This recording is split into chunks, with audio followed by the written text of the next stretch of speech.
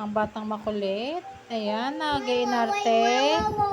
Dahil hindi nasunod ang gusto niya. Mahaba po ang naging tulog namin dalawa. Halos kagigising lang po namin. Ayan po siya, oh. Siya po ay nagda-dive. Nagda-dive po ang baby ko eh. Diving. At galit po siya.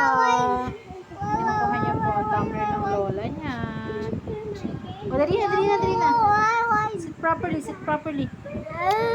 Opo, sit properly na tayo. Sit properly. Dali.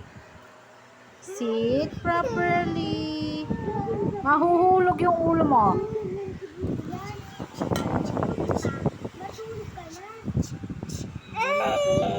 Hindi niya alam kung paano siya angat eh. Tulungan ko lang po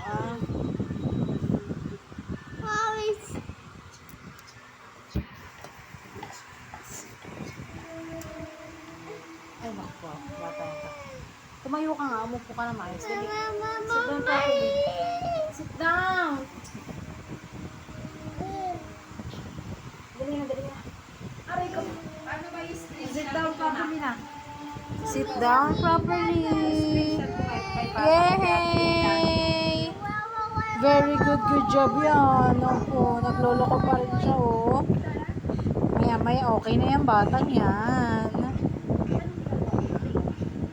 Mama. Wawawawawawawawaway. Bakit ba? Ano ba yon, ha? Ayan, nagmamaktol pa rin siya. Maktol.